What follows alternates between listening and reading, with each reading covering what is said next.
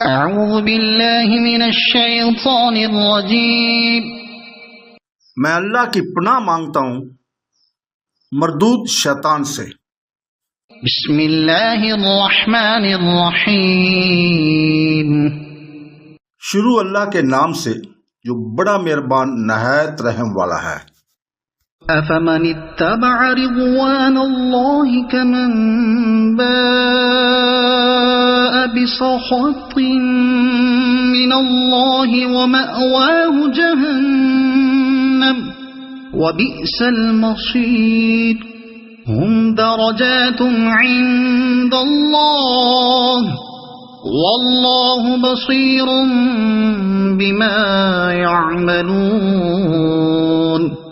لقد من الله على المؤمنين إذ بعث فيهم رسولا من أنفسهم يتلو عليهم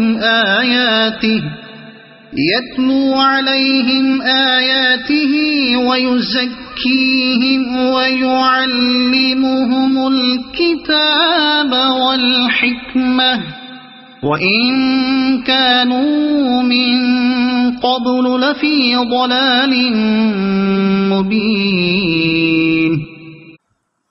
کیا پس وہ شخص جو اللہ کی خوشنودی کے در پہ ہے اس شخص جیسا ہے جو اللہ کی ناراضگی لے کر لوٹتا ہے اور جس کی جگہ جہنم ہے جو بدترین جگہ ہے۔ اللہ کے پاس یہ بڑے مرتبوں پر ہے۔ ان کے تمام اعمال اللہ نے جو بھی دیکھ رہا ہے۔ بے شک مسلمانوں پر اللہ کا بڑا احسان ہے کہ ان میں ہی سے ایک رسول ان میں بھیجا جو انہیں اس کی آیتیں پڑھ کر سناتا ہے اور انہیں پاک کرتا ہے اور انہیں کتاب اور حکمت سکھاتا ہے۔ یقیناً یہ سب اس سے پہلے کھلی گمراہی میں تھے۔ آیت نمبر 162 سے 164 میں اللہ تعالیٰ دو عالم پھر فرماتا ہے۔ اللہ کی شرع پر چل کر اللہ تعالیٰ کی رضامندی کے مستحق ہونے والے، اس کے ثوابوں کو حاصل کرنے والے، اس کے عذابوں سے بچنے والے، اور وہ لوگ جو اللہ کے غضب کے مستحق ہوئے اور جو مار کر جہنم میں ٹھکانہ پائیں گے، کیا یہ دونوں برابر ہو سکتے ہیں؟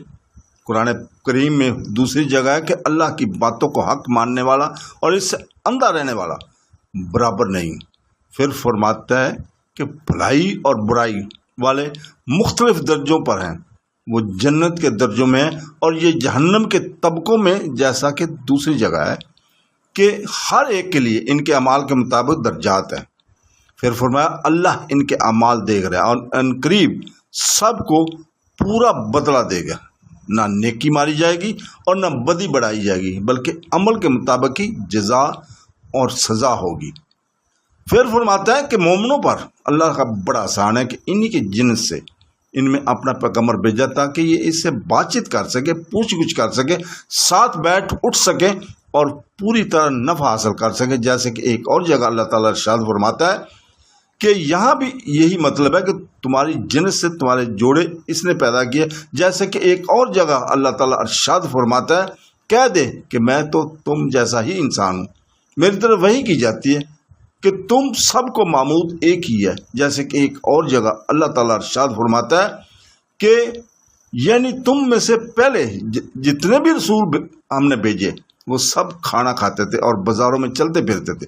جیسے کہ ایک اور جگہ اللہ تعالیٰ ارشاد فرماتا ہے کہ یعنی تجھ سے پہلے بھی ہم نے مردوں کو وحی کی تھی جو بستیوں کے رہنے والے تھے۔ جیسے کہ ایک اور جگہ اللہ تعالیٰ فرماتا ہے کہ یعنی اے جنوں اور انسانوں، کیا تمہارے پاس تم میں سے ہی رسول نہیں آئے؟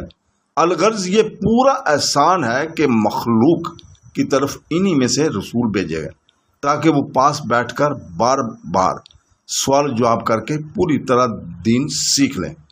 پس اللہ تعالیٰ فرماتا ہے کہ وہ آیتیں، اللہ تعالیٰ کی آیتیں یعنی قرآن کریم انہیں پڑھاتا ہے اور اچھی باتوں کا حکم دے کر اور برائیوں سے روک کر ان کی جانوں کی پاکیزگی کرتا ہے، شرک اور جاہلیت کی ناپاکی کے اثرات سے زائل کرتا ہے اور انہیں کتاب اور سنت سکھاتا ہے۔